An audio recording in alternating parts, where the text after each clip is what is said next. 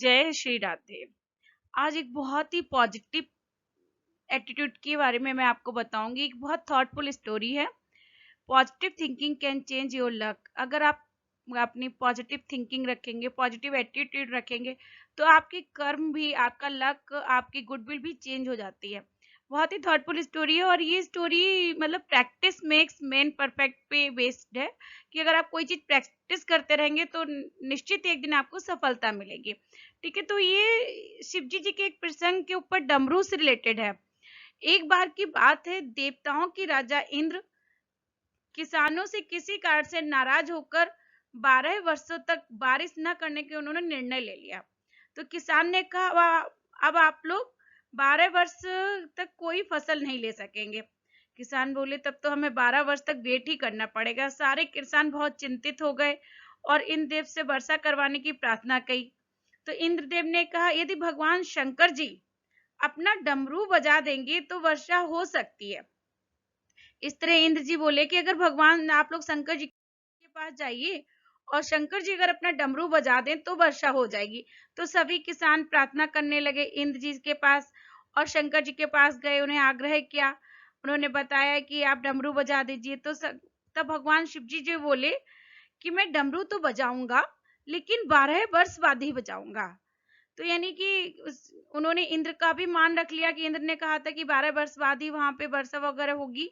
तो उन्होंने कहा ठीक है, मैं डमरू 12 वर्ष बाद बजाऊंगा। तो सारे किसान बेचारे निराश होकर आ गए और अपना काम नहीं कर रहे थे। लेकिन उस किसानों में केवल एक किसान ऐसा था जो नियमित रूप से खेत जोतता था, निराई करता था। हालांकि उसे पता तो वर्षा नहीं होनी, लेकिन फिर भी वो अपना रोज जो किसान के वर्क होते हैं वो डेली करता था। ये सब देख के ना गांव के लोग उससे बोले कि भाई जब कुछ होना नहीं है, 12 वर्ष तक कुछ भी नहीं होना, तो तुम क्यों रोज लगे रहते हो, क्यों रोज इतना काम करते हो, क्यों उस सुखर भूमि में अपने बीज बोते परिश्रम कर रहे हो। तो तब उसने कहा कोई बात नहीं, हमारी परिश्रम करने की आदत है। अगर हमने परिश्रम करना छोड़ दिया ना तो हमारे परिश्रम करने की शक्ति खत्म हो जाएगी और फिर 12 वर्ष बाद भी हम परिश्रम नहीं कर सकते। तो उसने कहा हमें प्रैक्टिस तो डेली करनी चाहिए, नहीं तो हमें प्रैक्टिस छूट जाएगी। तो हम प्रैक्टिस छूटने की वजह से हमें जरूरी नहीं हम 12 वर्ष बाद हम इस तरह काम कर ही ले। तो इस तरह वो बोला कि हमें परिश्रम डेली करना चाहिए, नहीं तो हमें परिश्रम करने की आदत छूट जाएगी। इस प्रकार से उत्तर से सब लोग बोले अच्छा।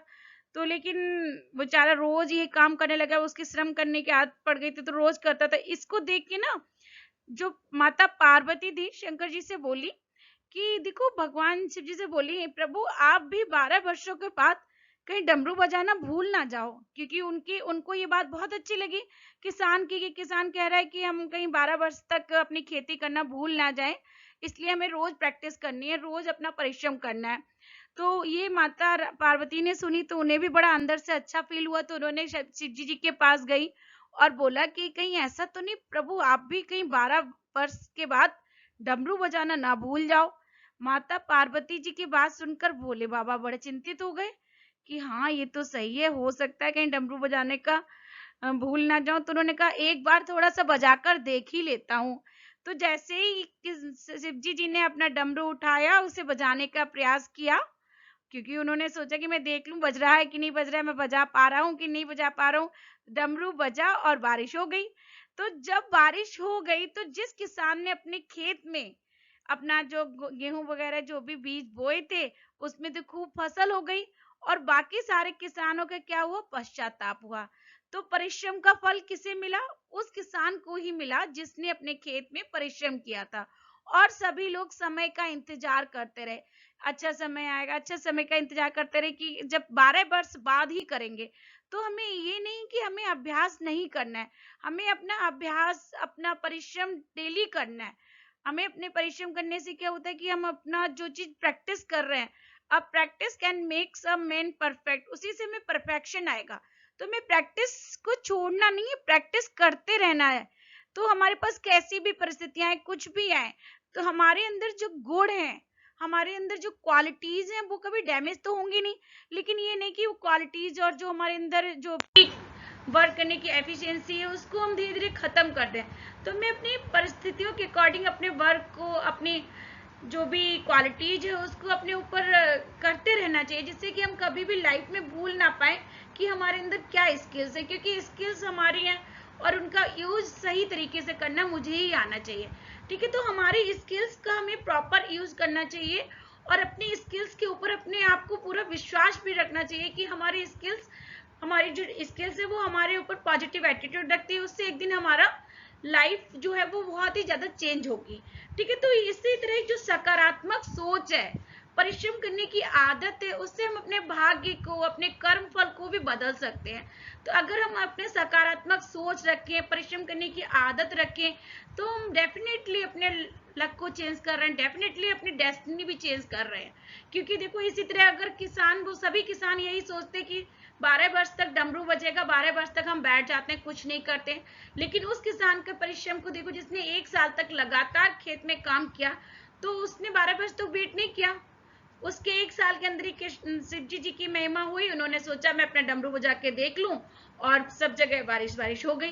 तो फल किसको मिला? उसी किसान को मिला जिसने 1 साल के अंदर डेली प्रयत्न किया था, डेली एफर्ट्स किए थे, डेली उसने परिश्रम किया था। तो हमें अपनी जो भी स्किल्स है उसको डेली प्रैक्टिस में लाना है। Practice makes a man perfect.